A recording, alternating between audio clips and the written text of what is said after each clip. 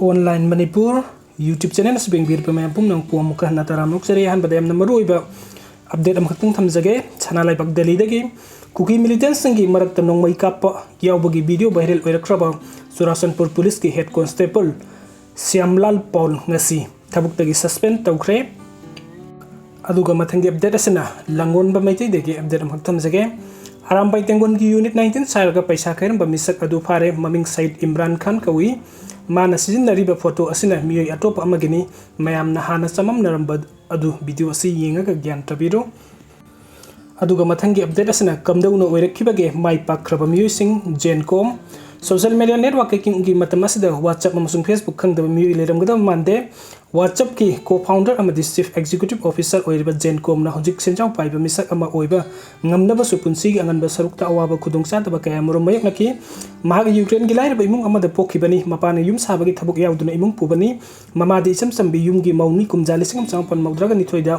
political ओइबा सरांगनब फिबम अमा थोरकपदगी मसागी सही तरागा तरुक सुरकपद ngairingide Mopa अमदि mama पोकप मबुक लोइना California के माउंटेन व्यू दहुलखी मफमदुना गवर्नमेंट की मतेंगदगी यामना वाना कानीगी अपार्टमेंट अमा फमलमी ममाना मीगी अंगांग लोबीबगी थबक तोरमी अमसुंग महाकना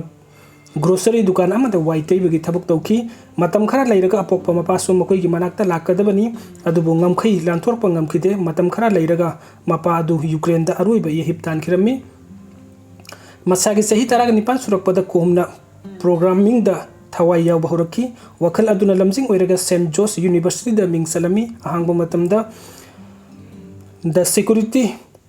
टेस्टर ओइना थबुक तौखी कुमजा लिसिंग समपन मौद्रगा तरेता महाक इंफ्रास्ट्रक्चर इंजीनियर ओइबा यहूदा थबुक संखी मफम दुदा ब्राइन अकाउंट सही मपल थबुक तौमिनरमी कुमजा 2007 की सेप्टेम्बर थादा मखोय एनिमक थबुक टोकटोकलबा फेसबुक ता थबुक चंगनबा होटनबदा माई पाकपा ngamखिदे थबुक फंगदबदगी कगाउनदुना लैरिङैदा नोंगमा इखं खंगौदुना अनौब वखल अमा फोरखी तोलोब चाउना मीगी मखादा थबुक तौबगी महुत्ता मसाना मसागी मपु ओइजबा यागदब थौरांग अमा ओइना लौखटलगे हाइना कलखी अदुबु करी तौगदबनो हाइबदुदि खंगबा ngamlamde कुमजा 2009 की जनवरी थादा नोंगमा महाकना आईफोन अमा लैरुबदगी अनौब एप्लीकेशन अमा पुथोकनिंगबगी वखन फोरखी वखल अदुना लमजिंग ओइरगा ममानबा एलेक्स फिशरमैन का खुसमनदुना व्हाट्सएप पुथोकी अतेन मतम की मनुंग मियामना व्हाट्सएप अंगपम फंगना पामनरखी ओइरक्लेबा फिबम अदु उरुबदा फेसबुक की फाउंडर मार्क जकरबर्ग ना कोमबु फेसबुक की बोर्ड यावना वफम हौदोकी मतौ असुमना अतेन मतम की मनुंग सेंजाव पाइबा मिसक अमा ओइखेबा जेनकॉम ना ममंग सही की नवंबर थादा $1,00300 फ्रीबी SD फाउंडोन दा कथोकी सिलिकॉन वैली कम्युनिटी फाउंडेशन दा SVCF दना $1 मिलियन 550 तरुक कथोकलमी